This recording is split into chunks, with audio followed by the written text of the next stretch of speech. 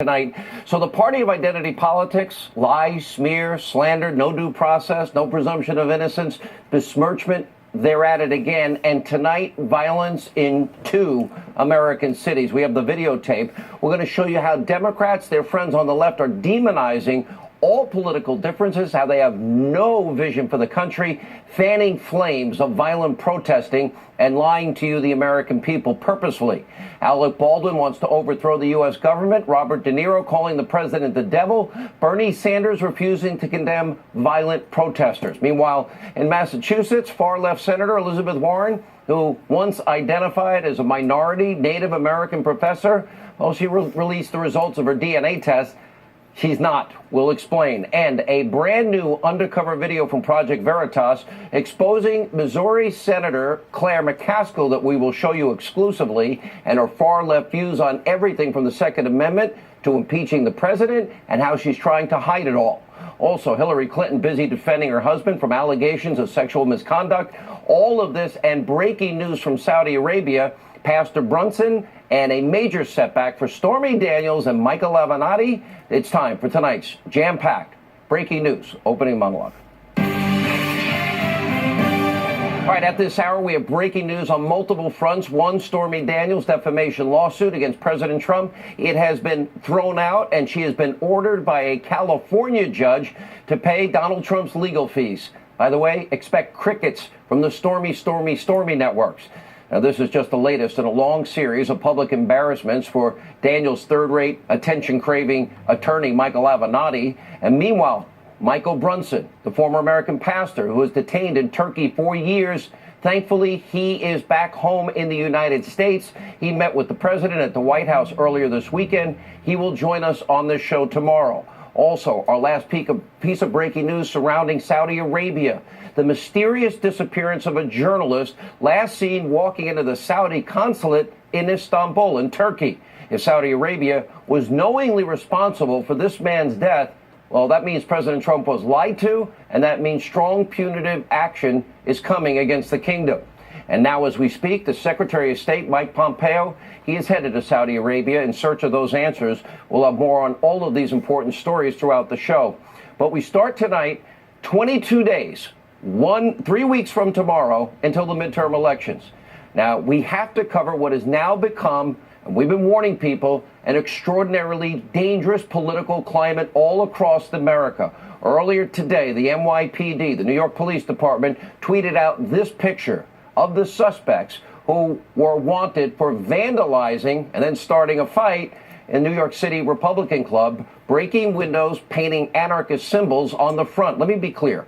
Violent mob rule, it's got to be unacceptable in the United States of America. Those responsible, I don't care what your views, need to be sent to jail, regardless of political affiliation. But over the weekend, we saw several brutal clashes, near riots between groups in cities like New York City and Portland, Oregon. Look at this on your screen. Now listen, this stuff has to stop. Somebody's going to get hurt. Somebody's going to end up getting killed. And at the end of the day, we all need to be safe. This is what Rand Paul was warning about. Everyone's entitled to their opinions. We believe in free speech, the right to protest, regardless of your views. You don't have the right to throw punches. Now, like we saw with Antifa last week in Portland, blocking traffic, assaulting pedestrians, intimidating commuters. Settle your political disputes. You have your shot. In 22 days from now, whether this type of violence occurs on the left or right, we know it should be the duty of elected officials and leaders to strongly condemn these actions. Now, sadly, we can also report tonight, instead of calling out these mobs for what they're doing and this violence, they're being spurred on by demonizing political differences, vilifying people that have different points of view. It's happening from the left. This sounds like, a call to arms or marching orders on behalf of some people, and it's extraordinarily dangerous. Take a look. You cannot be civil with a political party that wants to destroy what you stand for, what you care about. That's why I believe if we are fortunate enough to win back the House and/or the Senate, that's when civility can start again. If you see anybody from that cabinet in a restaurant, in a department store, at a gasoline station, you get out and you create a crowd. them, and you tell them they're not welcome anymore, anywhere. Please don't just come here today and then go home. Go to the Hill today. Get up and please get up in the face of some Congress people. Michelle always says that, when they go low, we go high. No. They go low, we kick them.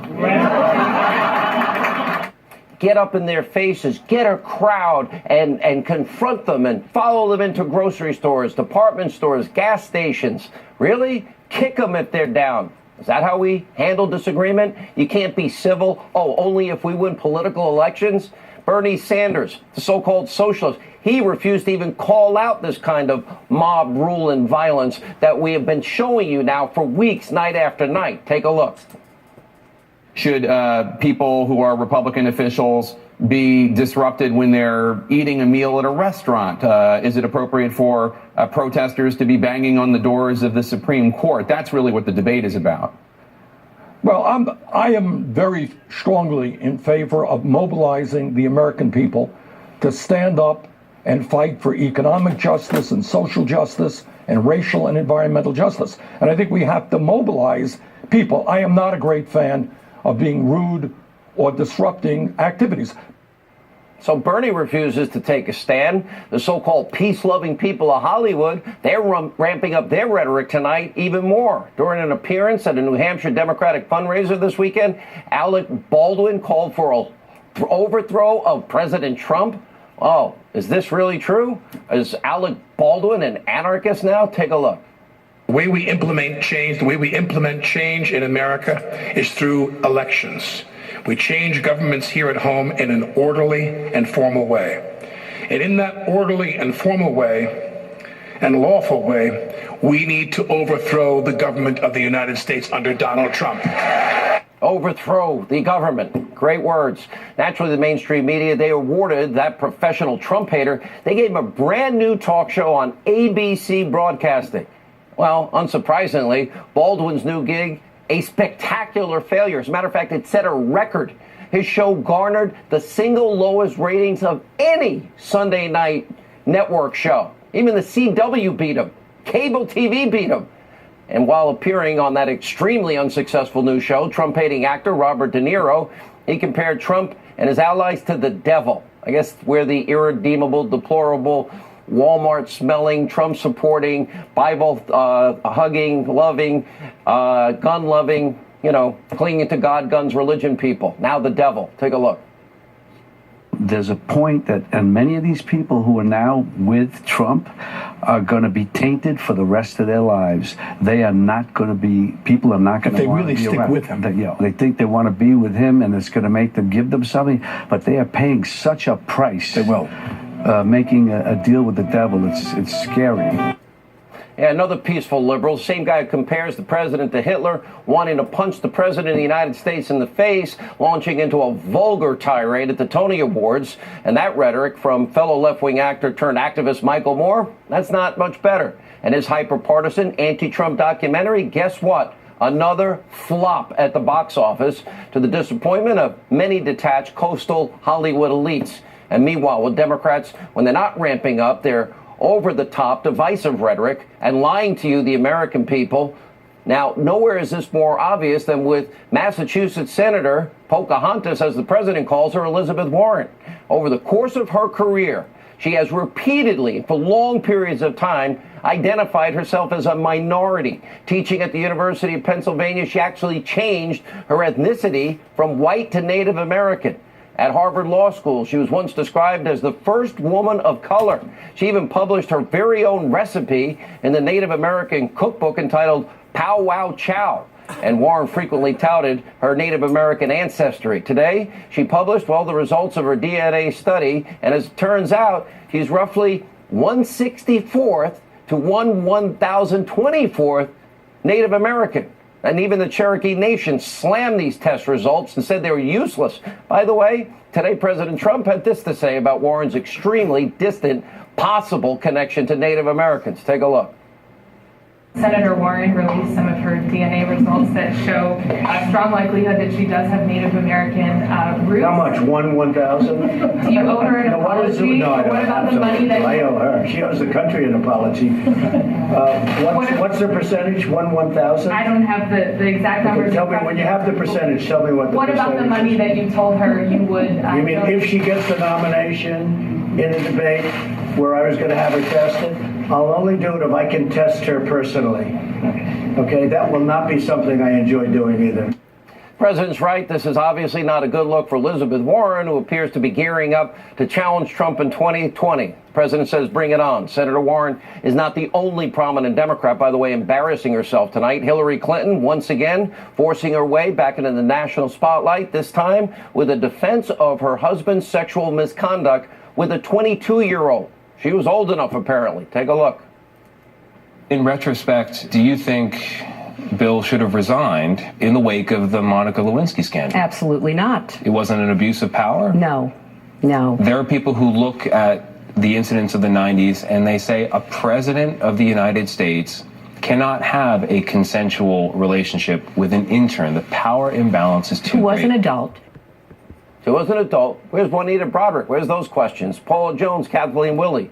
Now, what we saw from Clinton, what we're seeing from Elizabeth Warren, what we're seeing from the radical left, typical of the Democrat strategy. They lie when it benefits them politically. The double standard is so transparent. Now, this is especially true in red states. Democrats, they're literally now being instructed by party leaders, don't talk about immigration. Open borders, eliminating ICE. Don't talk about what we really want to do. Don't ever mention impeachment. Even though, by the way, those are the pillars to the Democratic agenda, should you give them power back in 22 days. Open borders, no more ICE. They want to take their crumbs back, eliminate the tax cuts.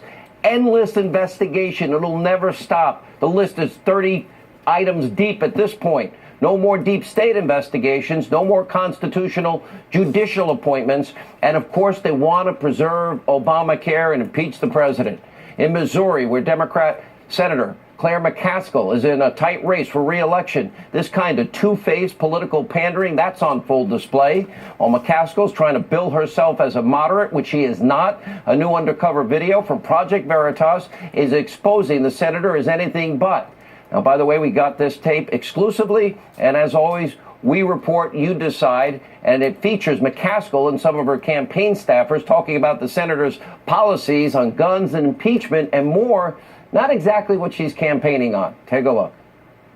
But if we have the kind of year I think we might have, I think we could actually be in a position that we could get votes on this stuff on the floor, and we'd get 60. McConnell knows it. He just doesn't want to put it on the floor because then it goes to the House, and then it's awkward because all those House members are total NRA folks. So you would be on board with bump the bump stock? Of course. Bump stocks. Oh, I've voted high capacity mags. I've voted for most of those things before. For a ban? Oh, yeah. But she doesn't openly go out and support groups like Moms Demand Action or just other groups that are related to that, because that could hurt her ability to get elected.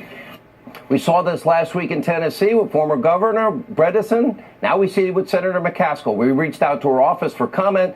Guess what? They're not responding. A brand new political ad is casting even more doubt on McCaskill's, quote, moderate image. If the people of Missouri really knew where Claire McCaskill stands, I don't think they'd be voting for her. She is basically a vote for Chuck Schumer. Take a look. Claire McCaskill, caught on tape. If we do our job in St. Louis County, I can give up a few votes in the boot heel. Listen again. I can give up a few votes in the boot heel. No wonder Claire McCaskill votes against your gun rights, against agriculture, and against conservative judges like Brett Kavanaugh. I can give up a few votes in the boot heel. Claire McCaskill has given up on you. I'm Josh Hawley, and I approve this message. And give up a few votes. Oh, okay. And we have even more shocking developments to report out of Arizona. Remember last week we first showed you Democratic Senate hopeful Kristen Sinema once called the people of her state the meth lab of democracy. In 2011, she's in Texas. She's speaking, calling her fellow Arizonans that she now wants to vote for her, calling them crazy. She also promoted events at Arizona State University featuring a lawyer who represented the blind sheikh who was under a federal investigation. Blind sheikh convicted of the 1995 bombing, mastermind of terrorist plots against the United States. And tonight we're learning a new bizarre story about an anti-war rally also organized by Sinema, where she was summoning, not making this up, Washington Examiner, go check it out yourself, to witches. Yeah, witches, to reclaim the tradition of feminist witchcraft against the Iraq War. Her opponent, Martha McSally, was defending her country. And despite Sinema's unusual and frankly seedy past, this race is very much up for grabs. War hero Martha McSally has now jumped out to a thin lead, but it's a close race. Meanwhile, in Missouri, Claire McCaskill, who you just saw featured in the latest Project Veritas video, is also in an extremely tight race, all winnable, this case against Republican Josh Hawley. It's important to remember, McCaskill enthusiastically voted against Kavanaugh, against due process, against the presumption of innocence. And in Nevada, we have Republican Dean Heller. He's now opened up a significant lead, 7 points. That is an important race, getting him reelected in Nevada. We're also focusing on 10 more critical House races. This will determine if radical Nancy Pelosi once again gets her shot at being Speaker. We start in Georgia tonight, their 6th district, where Republican incumbent Karen Handel is being challenged by Lucy McBath.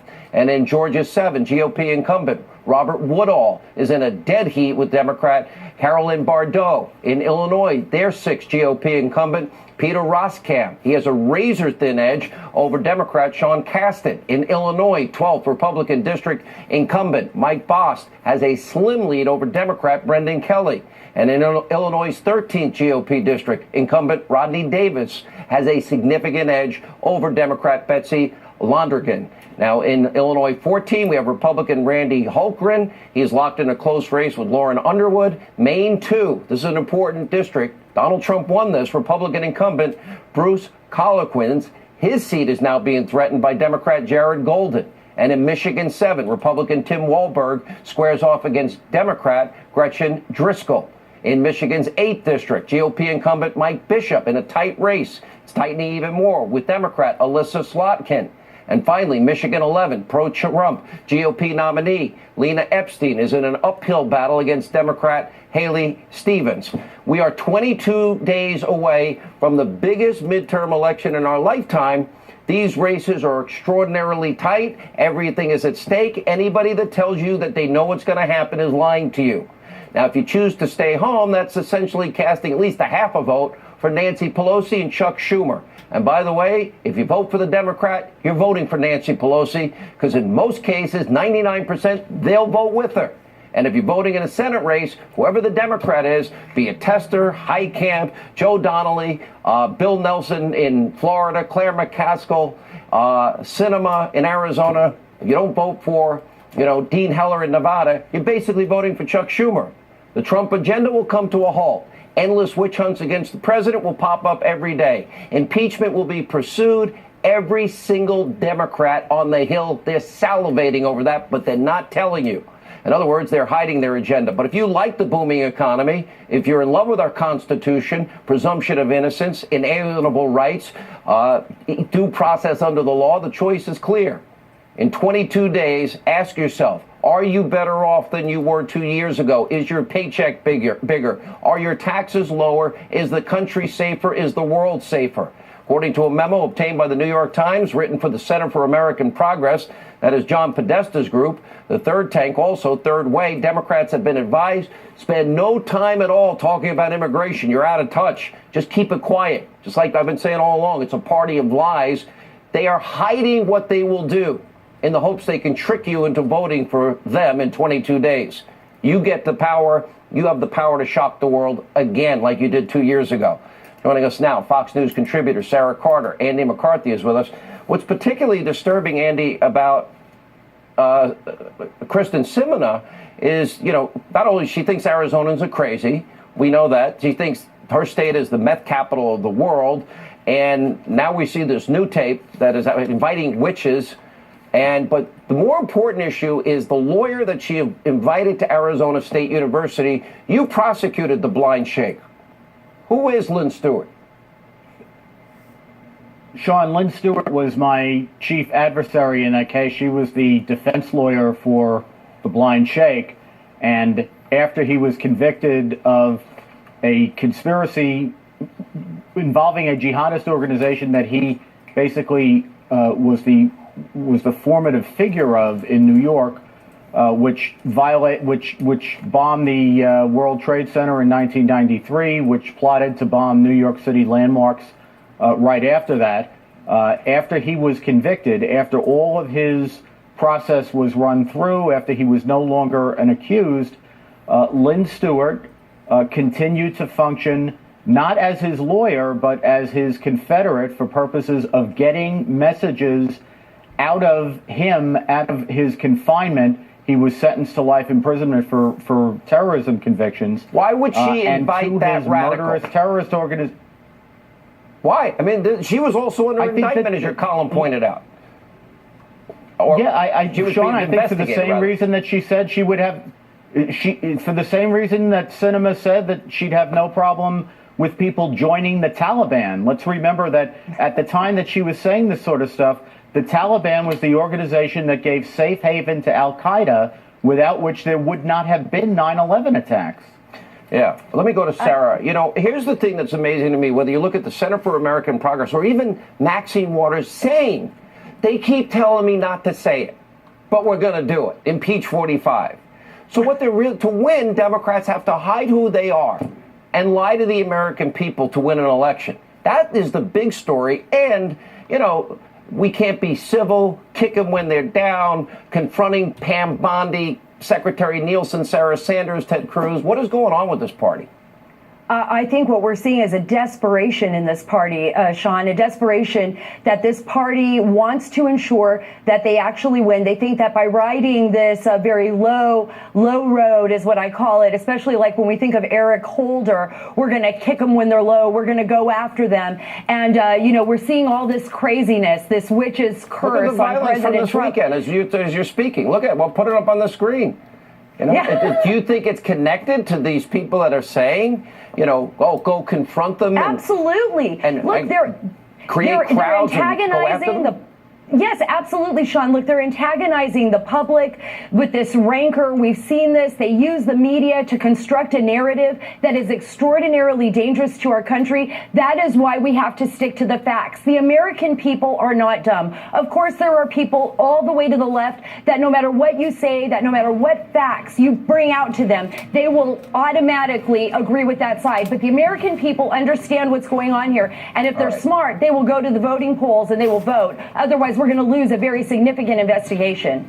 That's all true, too. A lot of hard work will come to a stop, but they'll go after impeachment. Thank you both. All right, we're going to have more on these riots over the weekend, a lot more breaking news. Sean Spicer, Dan Bongino, and a big announcement tonight. Straight ahead.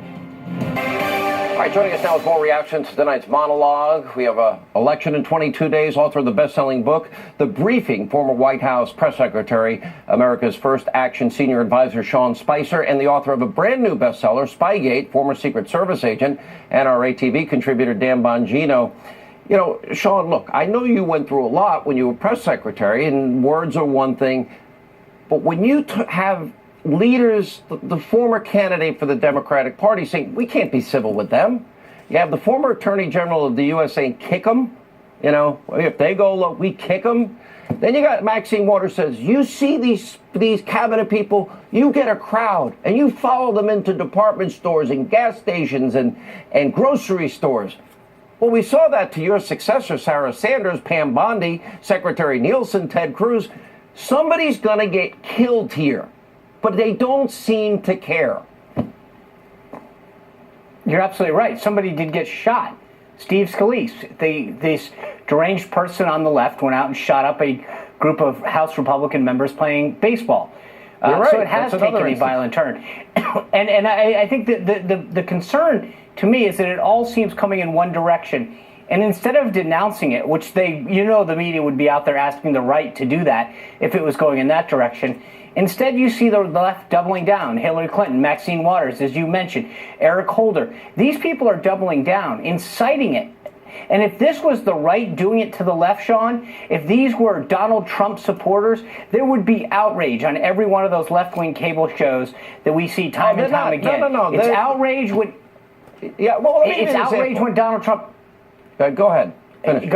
No, I was just going to say, it's amazing. I've never seen such a double standard. They justify the actions on the left. You saw the commentators and hosts on CNN saying, please don't call it a mob, which it clearly is. And if that had been on the right, they would be denouncing. How dare we say it's a mob? Yeah, I mean, all right, Dan, it's amazing to me the double standard. What we learned, and the New York Post actually said these are the people that are wanted. There was not only Portland last weekend and this weekend, but New York this weekend, and a bunch of anarchists go to the New York, I guess, GOP club, Republican club, whatever it happens to be, and they're writing, they're committing vandalism, anarchist signs that they're putting up, etc., and then there's a confrontation on the streets there. That's not what the media says. They don't tell the whole story. They get it wrong in the beginning, kind of pissed off that I even for a second believed half of what they wrote. And this is coming from the left, the radical left. But look at Alec Baldwin, the lowest ratings in the history, basically, of any network television. It's never been that low. Or Michael Moore's movie failing. Is this going to translate to the ballot box in 22 days? Well, Sean, we're already seeing some of the results of that. I mean, you covered it in the beginning of your show. Missouri, North Dakota. We're even seeing a race closing in Michigan. John James, an insurgent candidate with an unbelievable John James is a rock star. Love him. He's a stud. I love him. He's great. His videos are terrific. We're already seeing it happening, Sean. But just 2 quick points on this. Number one, the left's religion is state power. That's their religion. When they lose state power, they have nothing to fall back on. I'm not talking about all Democrats. I'm talking about the radical left. They are socialists. Their religion, they genuflect at the altar of state power. When they lose it, they erupt. This is what happens. This is fascinating, too. But you know how they lied and they disseminated the false information, Dan? Remember, all the phony dossiers leaked before the election. Then it was used to set up the whole Mueller investigation. The pieces are all coming together.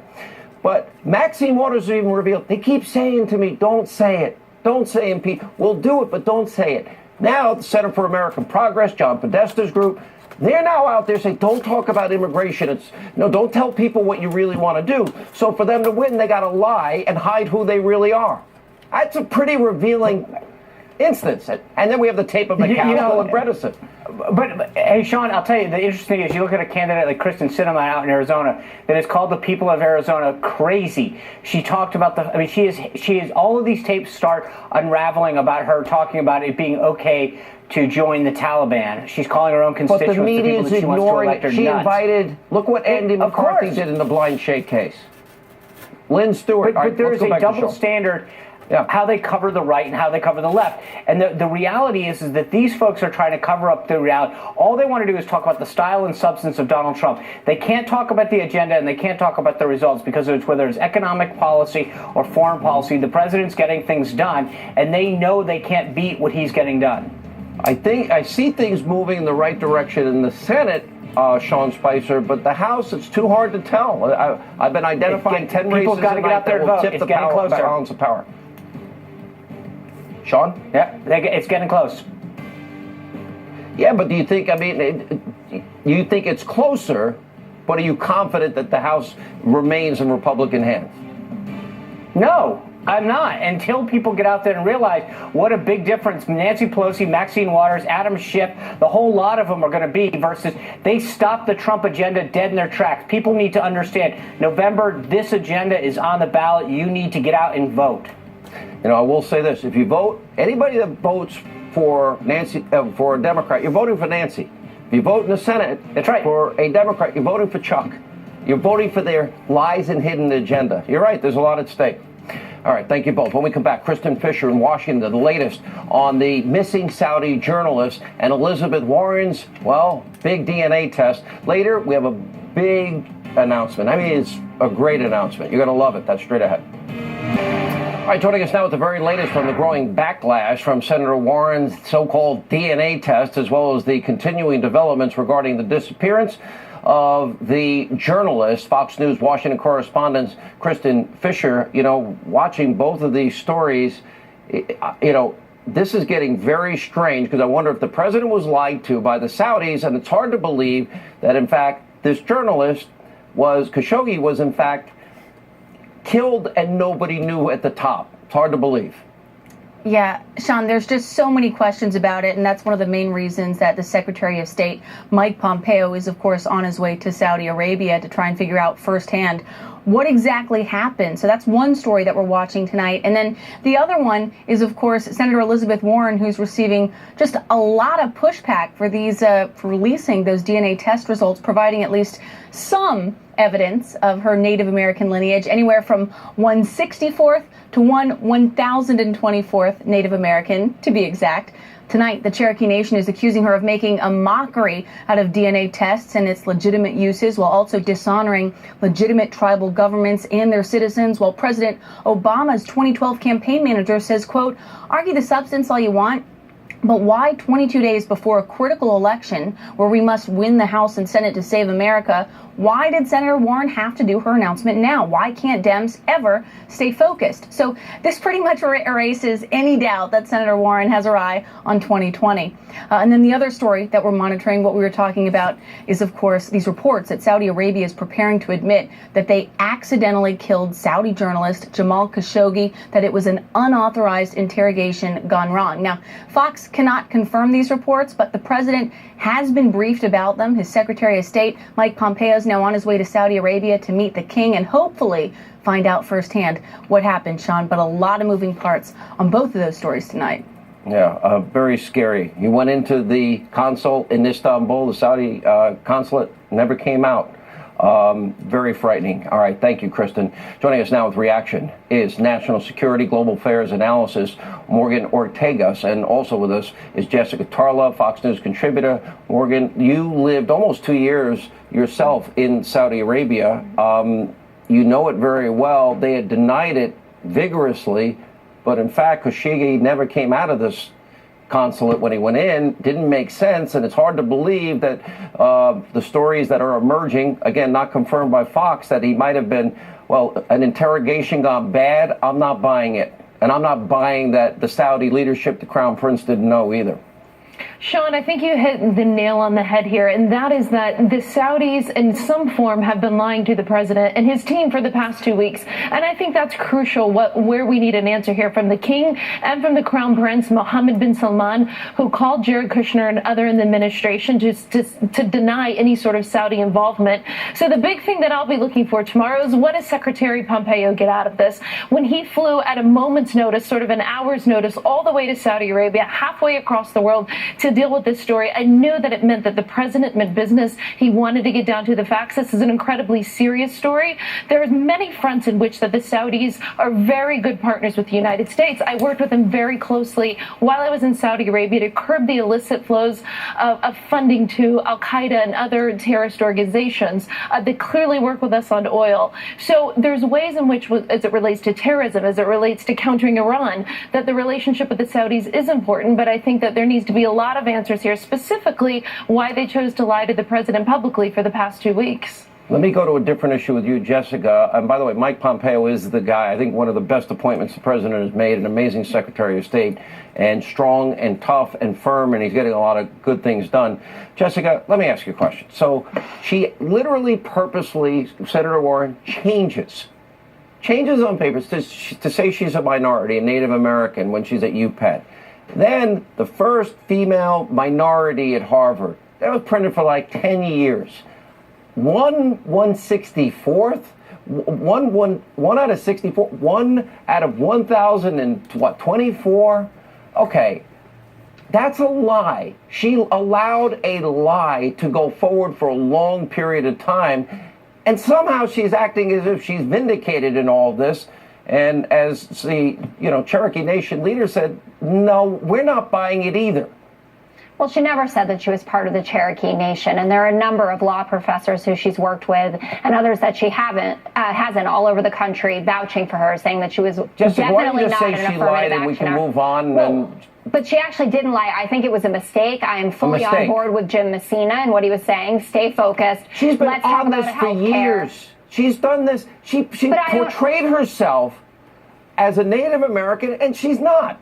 That's the bottom line here. There is a percentage there, and I know that you're about to say it's less than the average American. I have seen all the headlines. I am well prepared for this evening's segment.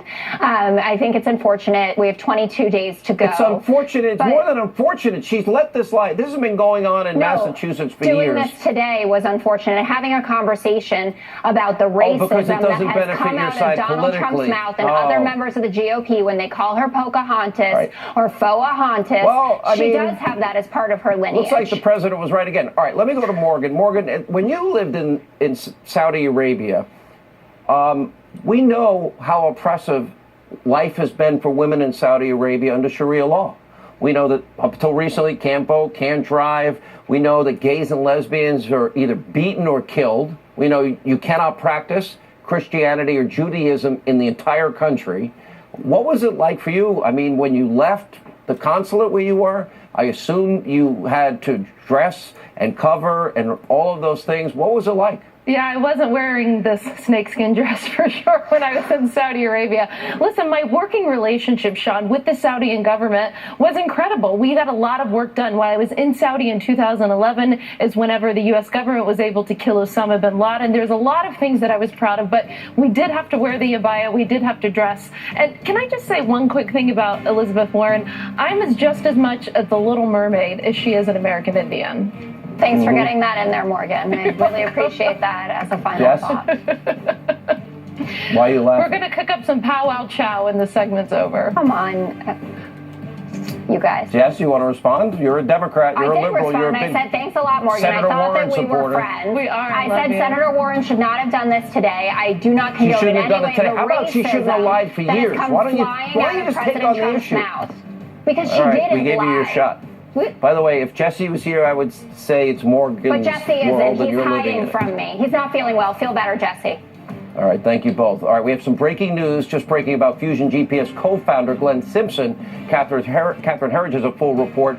Also, John Solomon with breaking news and Carter Page responding to breaking news and what he will do to clear his name. Straight ahead. Joining us now with the very latest on the developing deep state scandals, and there are a lot of them tonight. Fox News Chief Intelligence Correspondent, our own Catherine Herridge tonight. A lot happening. First, Rod Rosenstein, Glenn Simpson, and of course, we're still waiting for subpoenaed documents.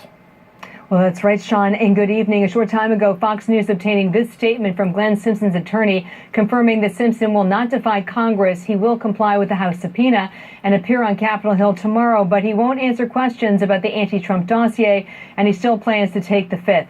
The statement reads in part, quote, compelling Glenn Simpson to appear for a confidential deposition after he has stated his intention to invoke his constitutional right not to testify reflects the worst practices of past congressional investigations and reinforces that this is a political exercise, not a serious inquiry. Lawmakers want answers from Simpson about the DNC Clinton campaign-funded anti-Trump dossier that was used like verified intelligence by the FBI and Justice Department in 2016 to secure a surveillance warrant for Trump campaign aide Carter Page. Depositions are also scheduled now with the FBI's former top lawyer James A. Baker, who revealed earlier this month that the FBI got Russia information from the lawyer whose firm handled the Trump dossier. And a deposition is also on deck for Russia researcher Nellie Orr, who also worked for Simpson.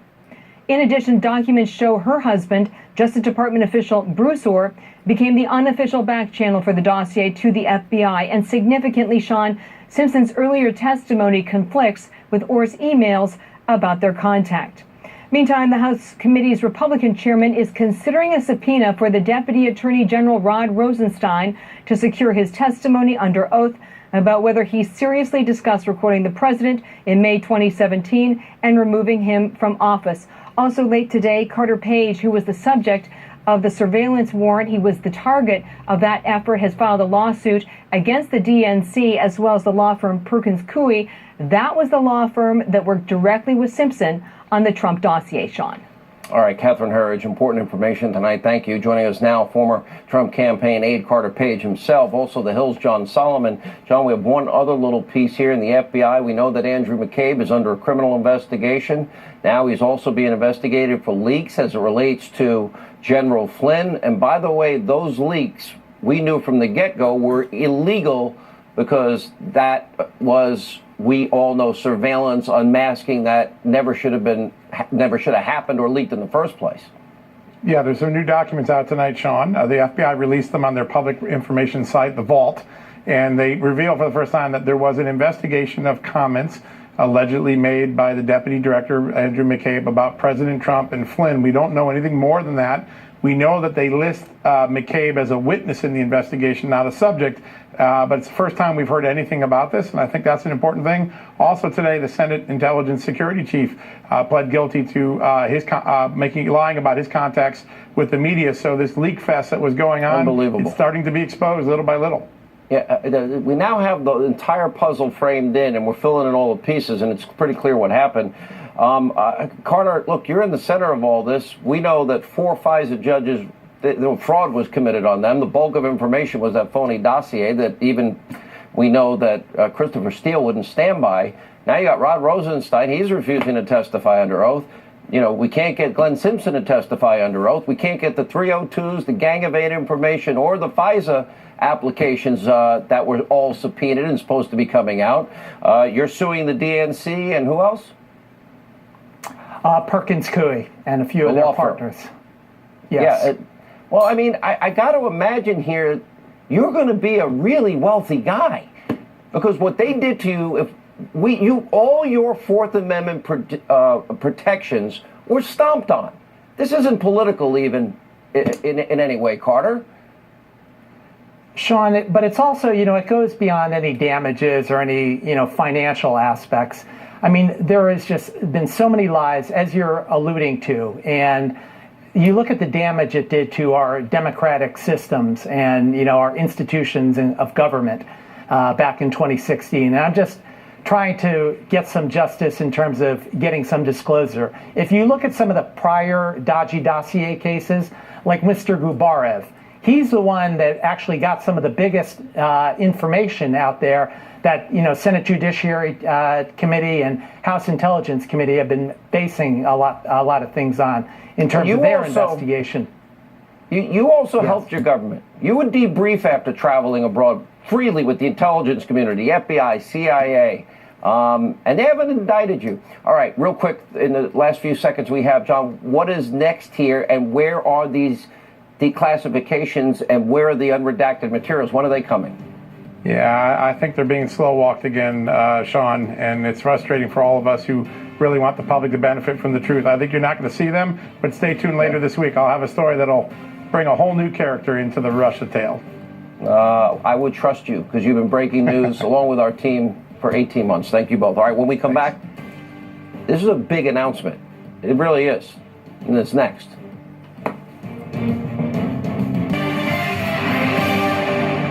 All right, major announcement this week. So this Thursday, I head down to Florida. Yes, Southern Command headquarters to interview the one and only Rush Limbaugh. It'll be less than 3 weeks out. We'll talk about the midterms, the fake, phony, dishonest news media, of course, the deep state, the left's new lows, and, of course, get out there and get in people's faces. And, oh, by the way, create a crowd and follow people in the grocery stores and gas stations and department stores. Anyway, that interview with Rush Limbaugh, Thursday night, 9 Eastern. We hope you'll join us. All right, we're always fair and balanced. We'll never